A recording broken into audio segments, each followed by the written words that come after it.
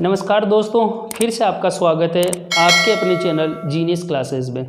Genius classes में अभी tense discuss हो रहा है, तो मैं टेंस की जो कंटिन्यू है उसी को कंटिन्यू करता हूँ। अगली क्लास को हमने पिछली क्लास में प्रेजेंट पढ़ रहे थे और वापस अपन प्रेजेंट को ही डिस्कस करते हैं। इसका नेक्स्ट यानी वर्तमान का ही अपन नेक्स्ट सब्जेक्ट डिस्कस करते हैं। इसमें दूसरा टाइम है हमारे पास में, जिसे अपन ABC के रूप में लिए थे कि पहले के 4 रूप होते हैं। तो इसका पहला था सिंपल प्रेजेंट, उसको हमने पढ़ लिया है, उसमें हमने बारीकी से देख भी लिया कि क्या होता है वर्तमान में। तो ये दूसरा है इसका प्रेजेंट कंटिन्यू।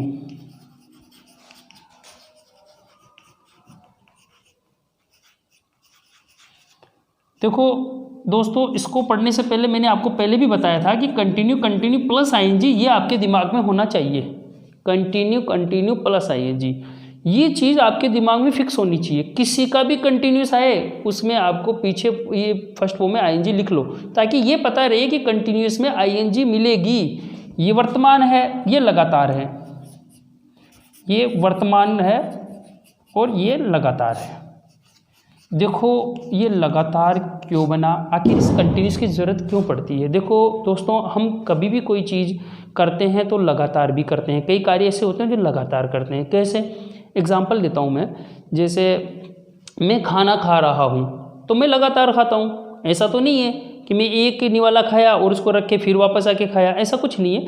मैं लगातार खाऊंगा। जैसे मुझे 1 चपाती खानी है, 2 खानी है, तो वो लगातार माना जाएगा। जैसे मैं घर जा रहा हूँ तो जा रहा हूँ, लगातार हूँ। इसमें रहा है, रही हूँ, रही है हिंदी में आते हैं, लेकिन फिर वही बात आ गई कि रहा है, रही है, रहे हैं। मुझे तो पेपर में कहीं नज़र ही नहीं आता।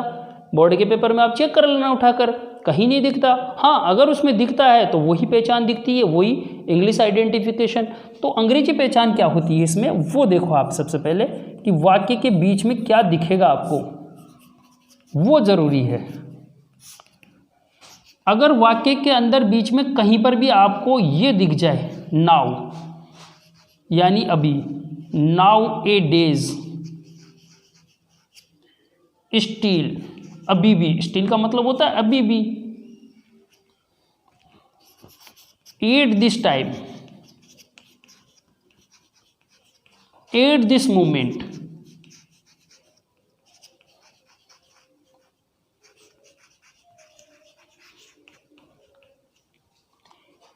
Now A days, steel, at this time, at this moment, at this present या एट प्रेजेंट भी इसमें आता है। ये भी ध्यान रखना, इसमें ये चीज़ें इसमें आती है। नाउ है, नाउ ए डेज है, स्टील है, एट दिस टाइम है, एट दिस मोमेंट है और एट प्रेजेंट है। ये वर्ड अगर आपको किसी भी वाक्य में नज़र आ जाए तो आप इसको समझना वो प्रेजेंट का कंटिन्यूस है। सिर्फ ये शब्द आएंगे, ये ध्यान रखना है।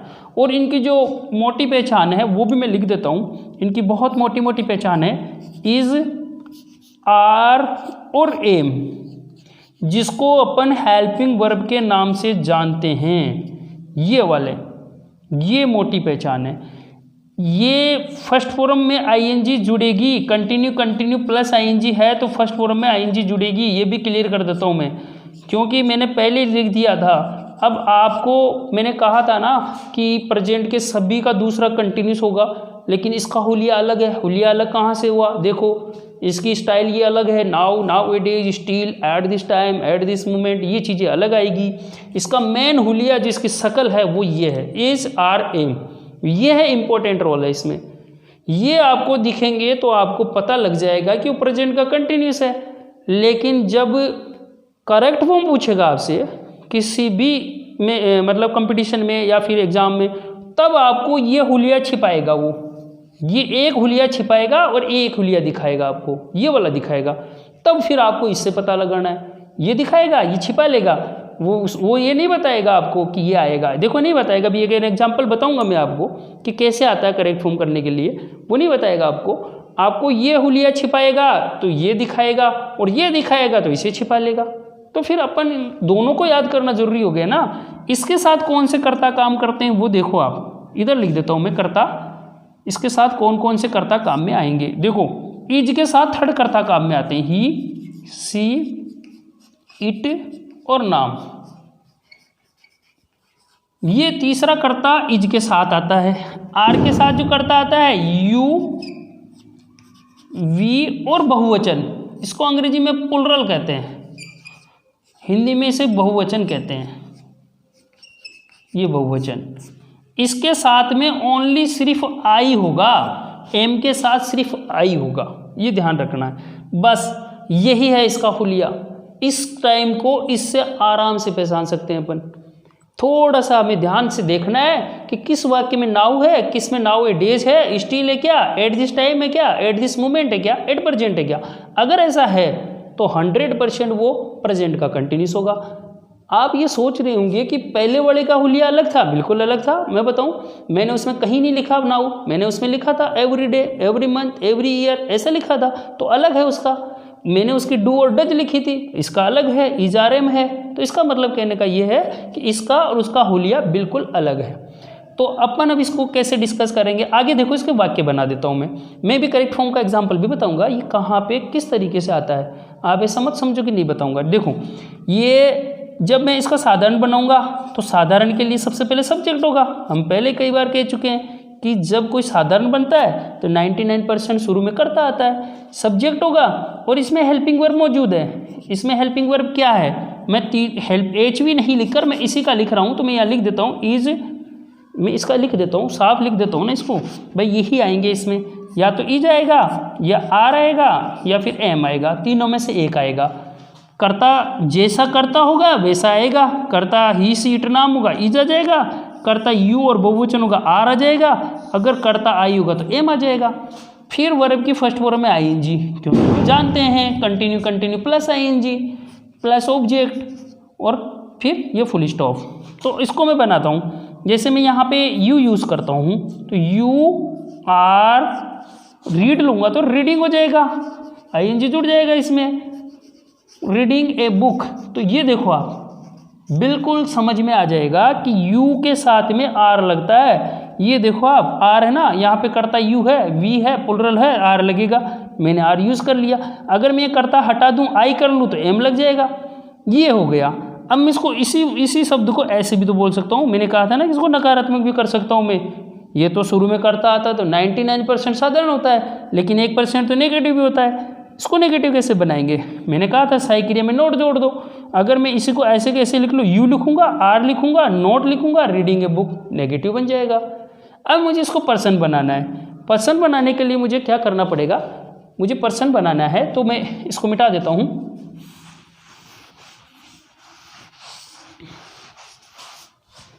ये देखो आप, पर्सन के लिए मुझे शुरू में कोई भी सहायक क्रिया लेनी पड़ेगी, आर ले लूँ या इज ले लूँ या फिर एम, तीनों में से कोई एक लूँगा, वो इसके अनुसार होगी। यहाँ जैसा कर्ता होगा वैसे सहायक क्रिया होगी। अगर मैं यहाँ पे कोई सा भी कर्ता यूज़ करूँगा, मैं भी बना के बताऊँगा, फिर इसमें फर्स्ट फॉर्म होगी, आईएनजी यूज़ हो जाएगी, प्लस ऑब्जेक्ट होगा, वो होगा ही होगा, इसमें पीछे ये लगेगा क्वेश्चनवाचक चिन्ह। पर्सन को पहचानने के लिए साइन ऑफ इंट्रोगेशन मार्क होना ज़रूरी है, ये सबसे बड़ी बात है इसमें। अगर मैं इसी का बनाता हूँ, आर यू प्लेइंग,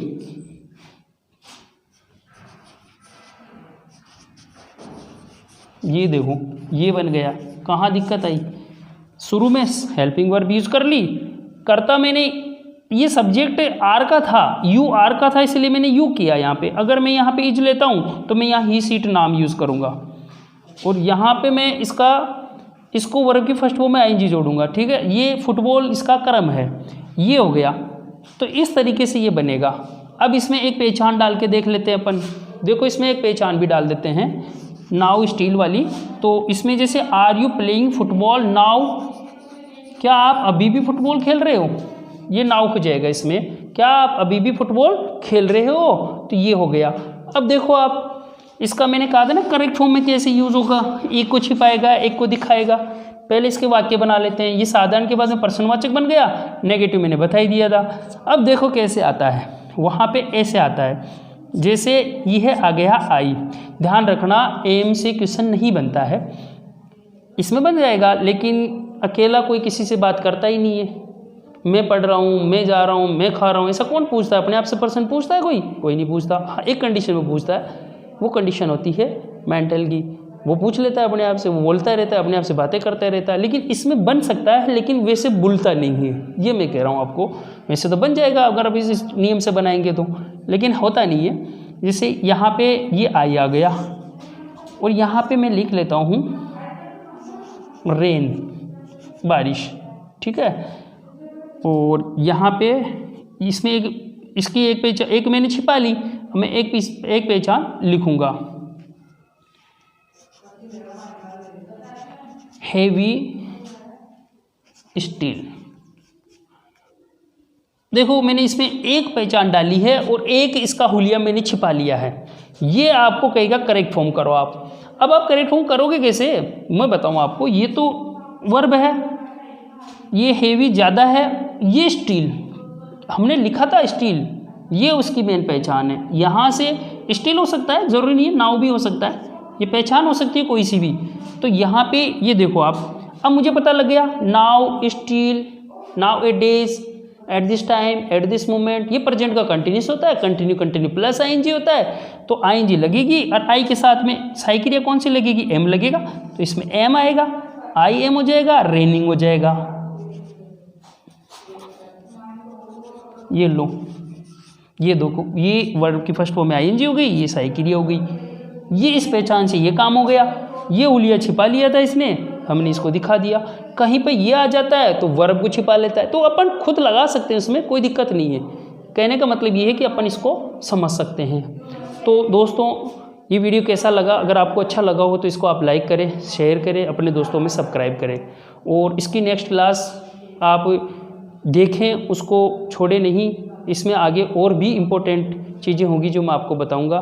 बहुत बहुत धन्यवाद देखने के लिए, और सब्सक्राइब करें, लाइक करें, शेयर करें। धन्यवाद।